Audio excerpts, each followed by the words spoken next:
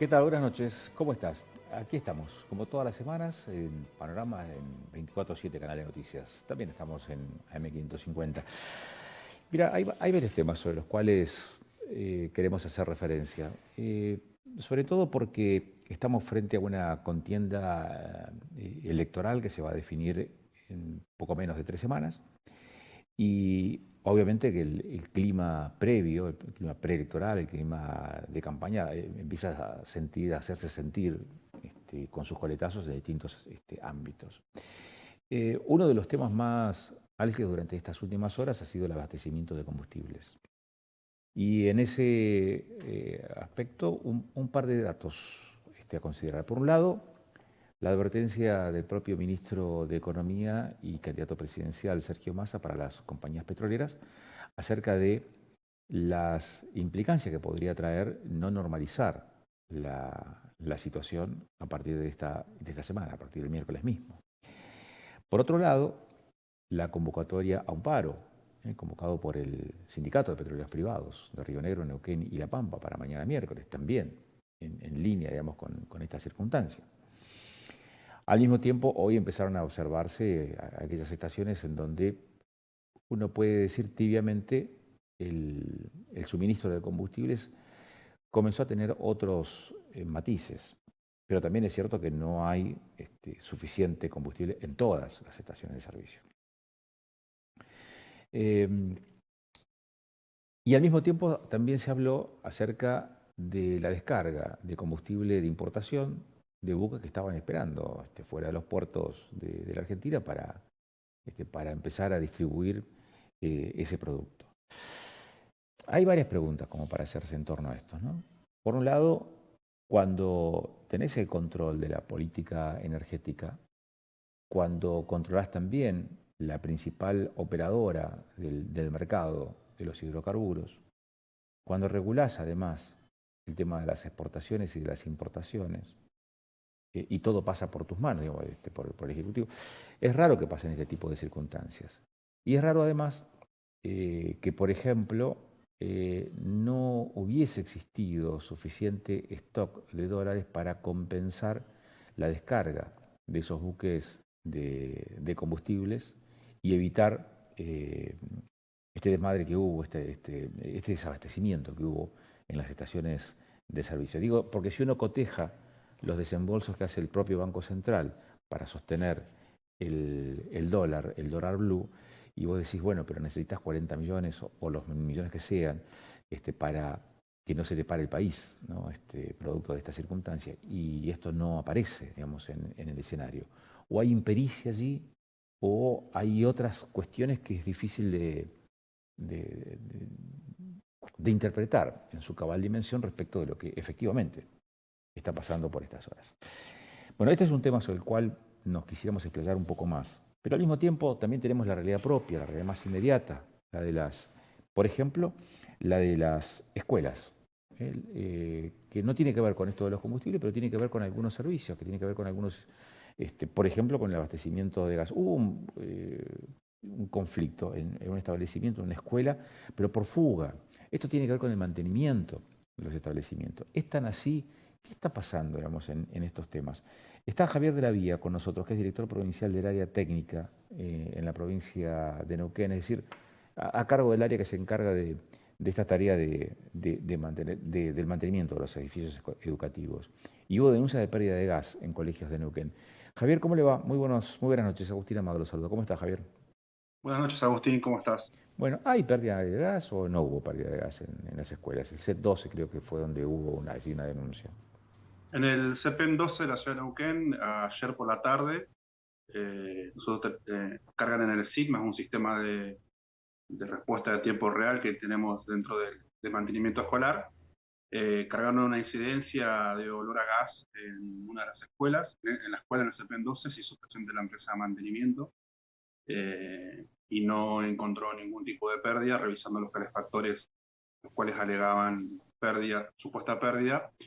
Y posterior a nuestra visita se hizo presente en el día de ayer la guardia de Camusi, Gas del Sur, ratificando dicha información o dicha inspección que nosotros habíamos hecho.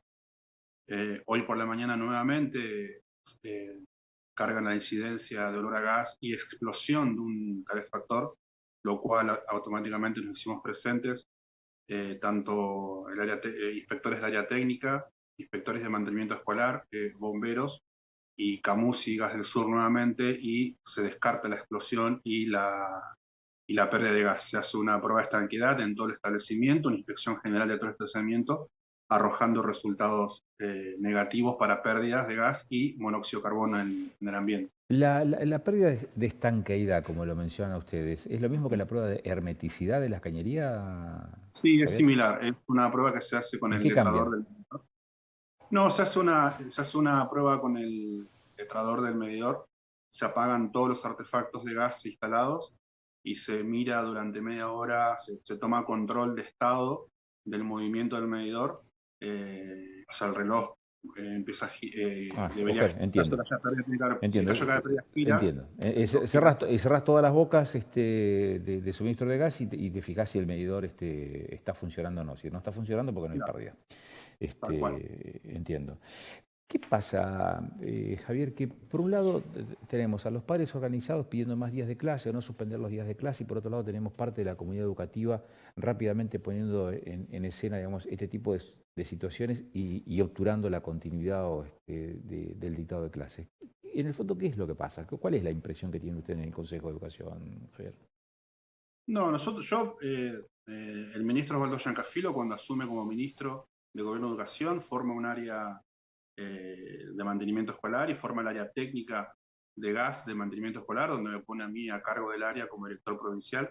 Yo soy de profesión arquitecto y el área nuestra está formada por ingenieros, maestros mayor de obra, matriculados gasistas, y nosotros los que nos abocamos específicamente a lo técnico y la resolución técnica de los problemas.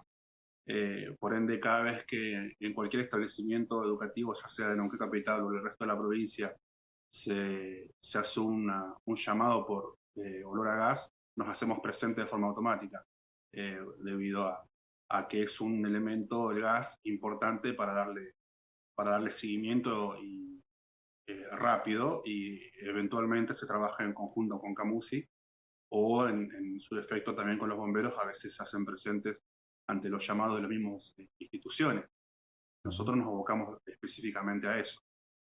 ujú. Esta circunstancia se observa también en el resto de los establecimientos. ¿En cuánto se ha dado en las últimas horas, Javier? No, no, en las últimas horas por olor a gas es la única incidencia que hemos tenido. En el resto de los establecimientos, en el día de hoy, por lo menos o ayer, no hemos recibido incidencias de olor a gas.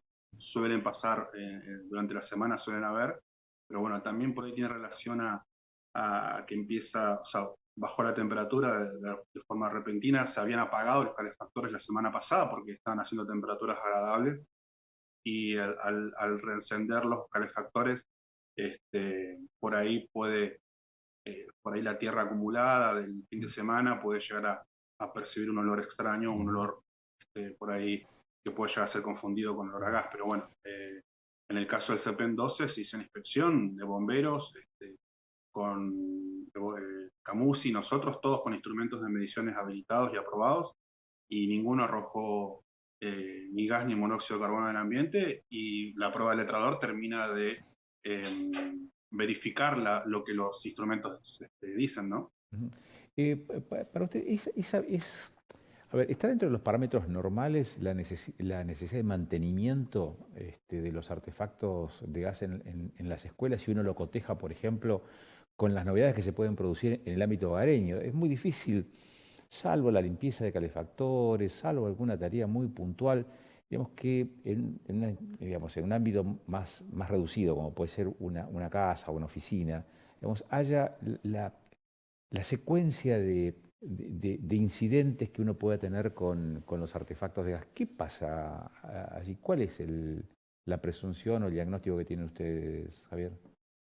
No, los artefactos, sobre todo los calefactores, eh, son elementos que están al alcance de cualquier persona dentro del establecimiento. Por ende, demandan un mantenimiento mucho mayor o mucho más, un seguimiento más continuo con respecto al que uno tiene en su casa, ¿no?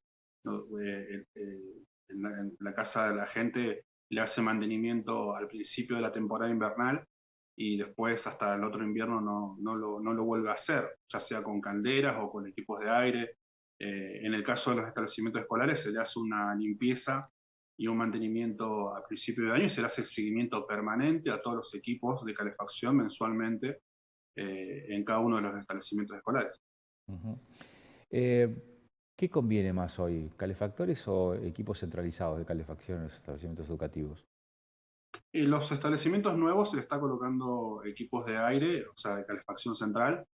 En algunas escuelas se está implementando calefacción por radiadores o losa radiante, que son elementos mucho más modernos, mucho más limpios. Y por ahí las escuelas con más años de antigüedad tienen todavía calefactores que se van renovando a medida que se vayan necesitando. Se van renovando calefactores, se van cambiando por calefactores nuevos a medida que va pasando el tiempo y la vida útil de cada uno de los calefactores. Lo mismo con los equipos de calefacción. Entiendo. ¿Cuál es el presupuesto que tiene Neuquén para mantenimiento de escuelas, por lo menos en el área a su cargo, Javier? El presupuesto de este año fue cerca de, no tengo bien el número, pero cerca de 300 millones, creo que no recuerdo bien el número ahora del presupuesto. El año pasado fue 220 mil millones, este año fue 330 mil, me parece. 330 millones. Uh-huh. Está bien, casi $1.000.000 de pesos por día. Más o menos, sí. Gracias, Javier. No, por favor. Muy amable. Javier de la Vía es director provincial del área técnica en el Consejo de Educación. A su cargo están tareas que tienen que ver con el mantenimiento de los edificios educativos y particularmente respecto de las pérdidas que se enunciaron, existen en el CET 12, en Centro de Educación Técnica número 12. Bueno, sin pérdidas, sin dificultades, sin observaciones en este sentido fue la tarea realizada, el relevamiento realizado allí por el personal especializado, tanto de Camusi como de este área. Nos llama la atención esto, ¿no? Mientras ocurren este tipo de circunstancias, la consecuencia directa de todo esto es la pérdida de días de clases.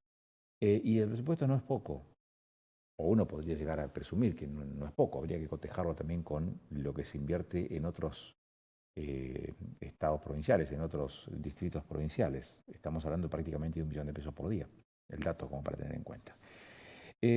Vamos a seguir hablando de la cuestión educativa. Estábamos hablando aquí con Javier respecto a la situación en Neuquén, provincia de Neuquén, y una situación concreta, un problema concreto, un incidente concreto, el tema de servicios, y esto cómo incide en la continuidad del dictado de clases. Vamos a hablar en un par de minutos con Belén Bosch, que es de Padres Organizados de la provincia de Río Negro, sobre el panorama electoral, panorama educativo en un año electoral, un momento electoral, como es este, y cuáles son esas tensiones que se van marcando en ese ámbito. Y después vamos a hablar con Juan Pablo Serra, que es economista. Con Juan Pablo hemos hablado en varias oportunidades. Vamos a hablar respecto de lo que se viene, de lo que está pasando por estas horas, pero también lo que se viene en términos de política económica o economía política en nuestra Argentina, en donde las posibilidades de mejorar esa economía estarán en las manos de quien finalmente triunfe en el balotaje. A partir de allí uno podrá empezar a presumir efectivamente qué puede llegar a ocurrir a partir de ese lunes 20, que será feriado, porque el Ejecutivo ha confirmado el calendario, por un lado, electoral y por otro lado el calendario de feriado, es decir, que no se mueve. Hablando de economía, te vamos a proponer una oportunidad de inversión. Casas de la Falda, en la ciudad de Cipolletti. Casas de la Falda. Se trata de un barrio cerrado, ubicado en las afueras de la ciudad de Cipolletti, sobre calle Maestro Espinosa. Sus áreas comunes cuentan con ingresos tanto peatonal como vehicular, calles y veredas asfaltadas. El ingreso-egreso se genera mediante portones automáticos corredizos y cuenta con una seguridad privada, red eléctrica subterránea, red de gas natural, sistema de riego automatizado, cloacas y agua. Casas de la Falda, 100% financiado por Autocrédito Fideicomiso, en pesos hasta 60 cuotas.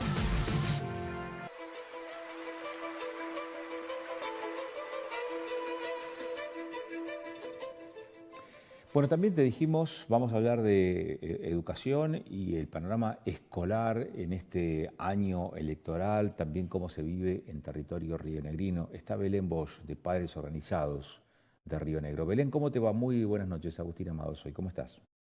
Buenas noches, Agustín. Muchísimas gracias por la invitación. Ujú. Aquí estamos, en Con- Bariloche con frío con- y nieve. me imagino, bueno, acá se hace sentir también el clima, no de la misma manera que en esa zona cordillerana, pero se hace sentir.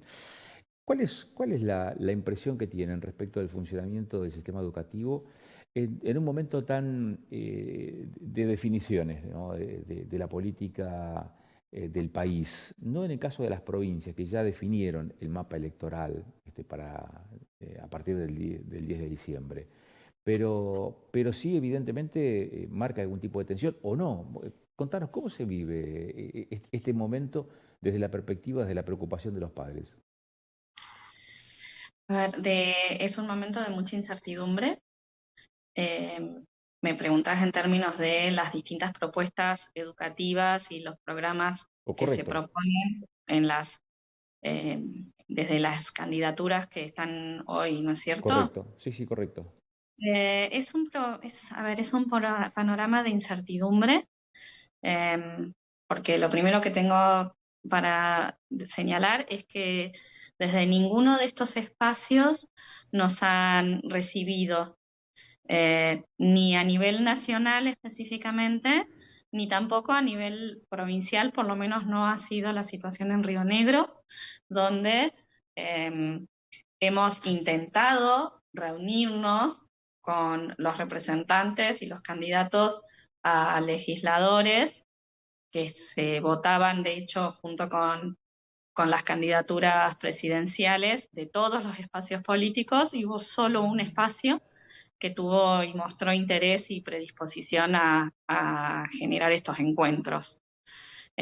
Lo cual ya de por sí nos resulta bastante preocupante en la medida en que como familias somos un actor importante de lo que hace a la realidad educativa, al sistema educativo. En Río Negro, además, las familias tienen representación específicamente en el Consejo Provincial de Educación, a través de una figura que es la del vocal padre, pero, pero bueno, las propuestas educativas no, no nos las han hecho llegar, no han generado espacios desde ninguna de estas, perdón, la redundancia, desde ninguno de estos espacios político-partidarios nos han hecho llegar ni sus plataformas educativas, ni su interés por generar algún tipo de diálogo o conversación con nosotros.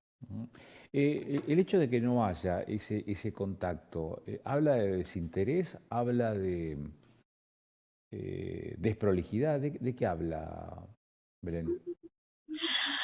La verdad es que no podría yo decirte de, de qué habla en particular. Lo que sí te puedo decir es que, al menos en el caso de Río Negro, hemos hecho intentos reiterados por comunicarnos y por generar estos espacios de diálogo con todos los espacios políticos, no solo a través de convocatorias llevadas adelante en redes, sino a través de contactos específicos con legisladores y candidatos a legisladores de las distintas fuerzas. Nosotros teníamos posibilidad de llegar a un legislador del Frente Renovador, que es de acá de Bariloche.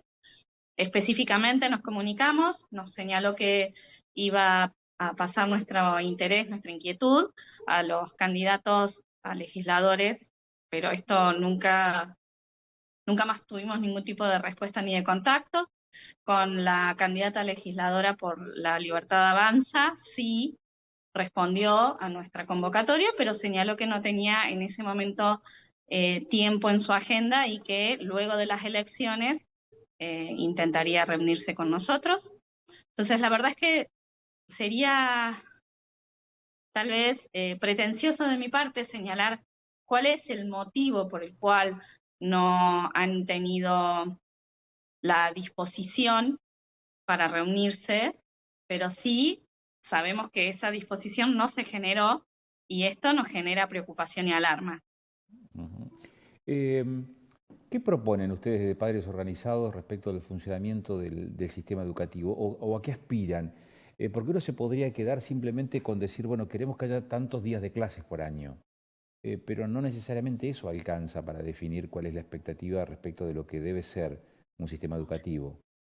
No, exactamente. Nosotros elaboramos una propuesta como colectivo federal de familias que hicimos llegar a todos los espacios y que en ese momento en las generales se postulaban, que tenía 7 puntos específicos como propuesta educativa. Uno de esos puntos tenía que ver con declarar a la educación como servicio esencial que permita asegurar los 190 días de clase, eh, y que se priorice el derecho superior de la niñez ante conflictos de intereses y de derechos según lo pauta nuestra Constitución Nacional, pero también incluía otra serie de propuestas que tenía que ver con asegurar la continuidad educativa, porque asegurar un calendario de 190 días, esto ya lo hemos visto, se ha consensuado en el Consejo Federal de Educación entre todas las 24 provincias y con el Ministerio de Educación Nacional, un calendario de 190 días, pero luego, particularmente en las diferentes provincias, esto no se va cumpliendo.